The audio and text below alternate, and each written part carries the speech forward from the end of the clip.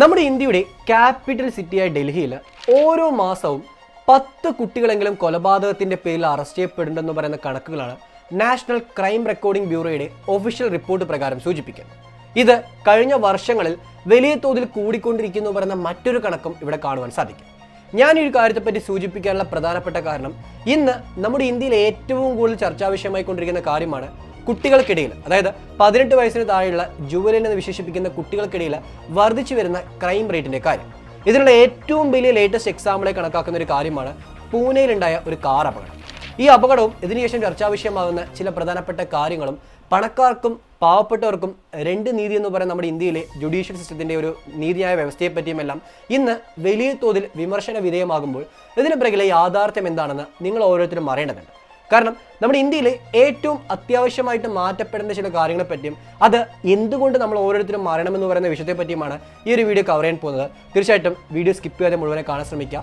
നിങ്ങളുടെ സുഹൃത്തുക്കളുമായിട്ടും ഈ വിവരങ്ങൾ ഷെയർ ചെയ്യാൻ മറക്കാതിരിക്കുക. കാരണം അവരോരോരുത്തരും അവെയർ ആകേണ്ട, ഓരോരുത്തരും അറിഞ്ഞിരിക്കേണ്ട പല പ്രധാനപ്പെട്ട കാര്യങ്ങളും ഈ ഒരു വീഡിയോയിൽ അടങ്ങിയിട്ടുണ്ട്. സോ എല്ലാവർക്കും വീഡിയോയിലോട്ട് സ്വാഗതം.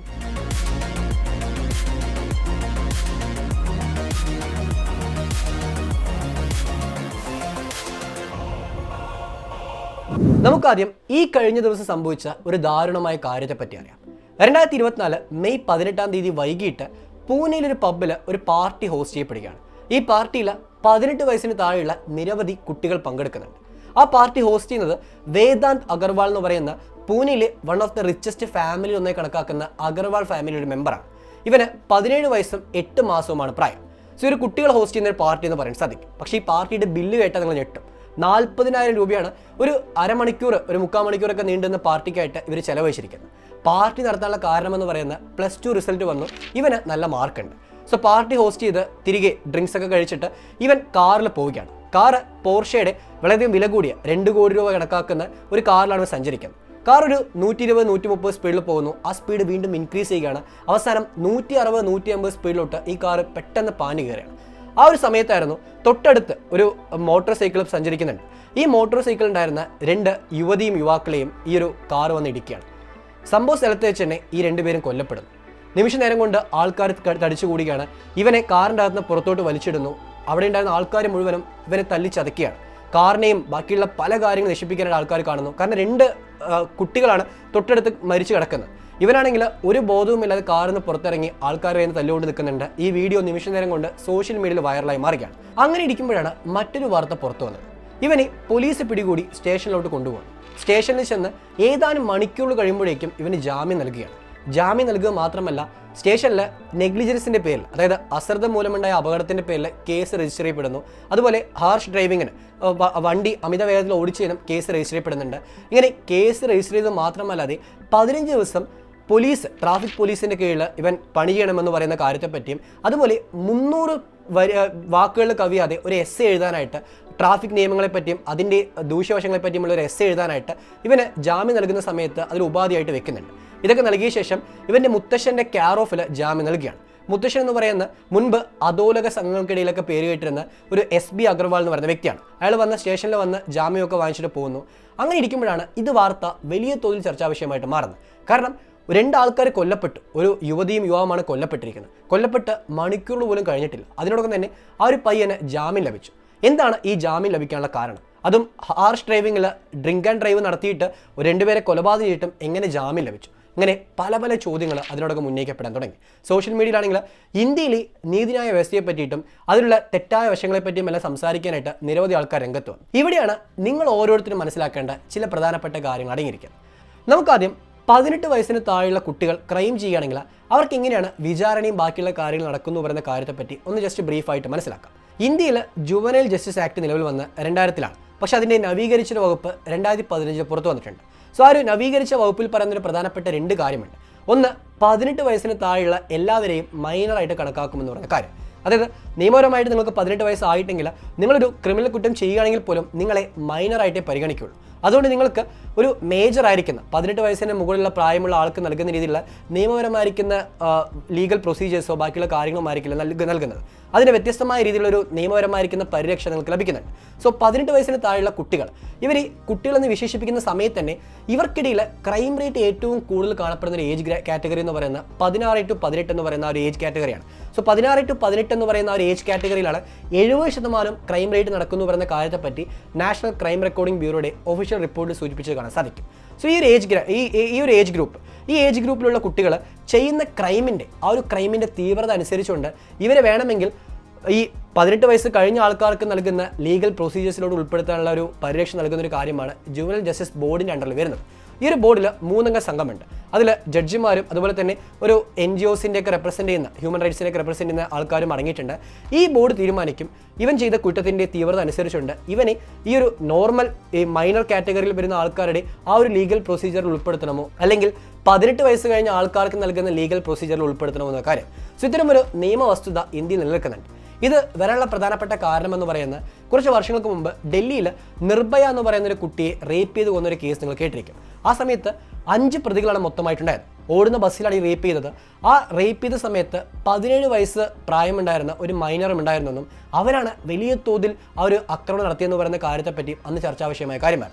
സോ അന്ന് തന്നെ ആ ഒരു വിഷയത്തെ അടിസ്ഥാനമാക്കി വ്യാപകമായ പ്രതിഷേധം ഉയർന്നു വന്നു. കാരണം 17 വയസ്സായിട്ടുള്ളൂ, അതുകൊണ്ട് നിയമപരമായിട്ട് ഇവന് പരിരക്ഷ ലഭിക്കും, പലതരത്തിലുള്ള പ്രൊസീജിയേഴ്സ് ഇവന് വളരെ കുറവായിരിക്കും. സോ ജയിലിൽ അടയ്ക്കുകയാണെങ്കിൽ പോലും അതിൽ പോലും ഇവന് കുറച്ചധികം ലിമിറ്റേഷൻസ് ലഭിക്കുമെന്ന് പറയുന്ന കാര്യത്തെപ്പറ്റി ചർച്ചാ വിഷയമായതാണ്.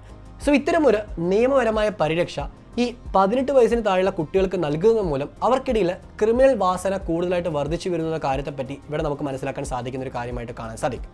അതായത് ഒരു വിഭാഗം ആൾക്കാർ ഇന്നും പറയുന്ന ഒരു പ്രധാനപ്പെട്ട വാദമാണ് ഈ കുട്ടികൾക്കിടയിൽ 18 വയസ്സിന് താഴെയുള്ള കുട്ടികൾ അവർ ചെയ്യുന്ന ക്രൈമിൻ്റെ തീവ്രത മാത്രം കണക്കാക്കാതെ ഈ ഏജ് 18 വയസ്സെന്ന് പറയുന്ന ലിമിറ്റേഷൻസ് അത് കുറച്ചുകൊണ്ട് 15 അല്ലെങ്കിൽ 16 ആക്കി മാറ്റണമെന്നൊരു അഭിപ്രായം.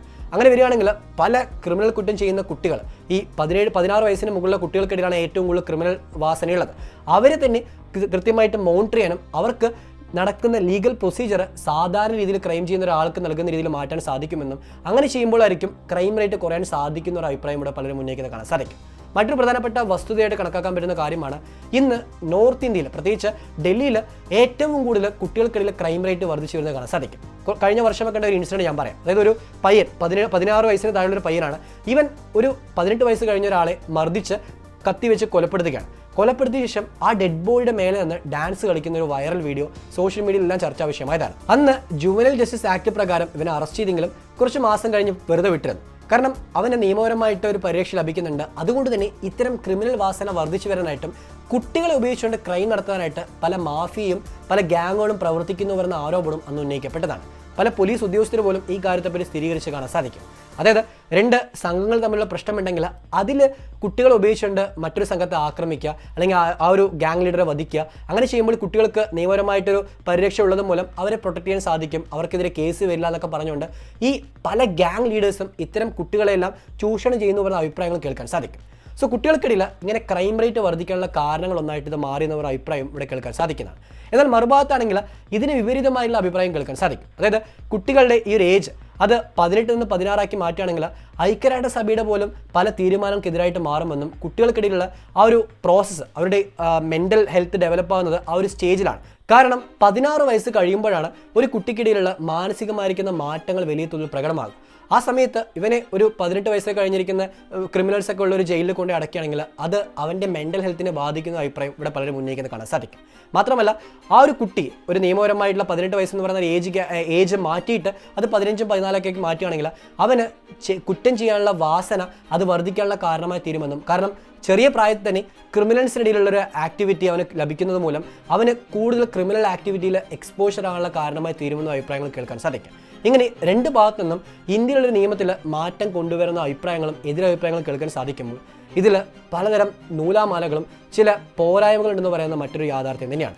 കാരണം പലപ്പോഴും ഇത്തരം കുറ്റകൃത്യങ്ങൾ ചെയ്യുന്ന കുട്ടി അതൊരു കുട്ടി എന്ന രീതിയിലുള്ള നിയമപരീക്ഷ ലഭിക്കാനായിട്ട് അവൻ്റെ ഡേറ്റ് ഓഫ് ബർത്ത് മാറ്റുക അല്ലെങ്കിൽ ബാക്കിയുള്ള കാര്യങ്ങൾ ചെയ്തുകൊണ്ട് പണം ഉപയോഗിച്ചുകൊണ്ട് പണത്തിൻ്റെയും പവറിൻ്റെയും സ്വാധീനം ഉപയോഗിച്ചുകൊണ്ട് ഊരിപ്പോകാൻ ശ്രമിക്കുക എന്ന് പറയുന്ന കാര്യങ്ങൾ ഇന്ത്യയിൽ സുലഭമായി നടക്കുന്ന കാര്യമാണ്.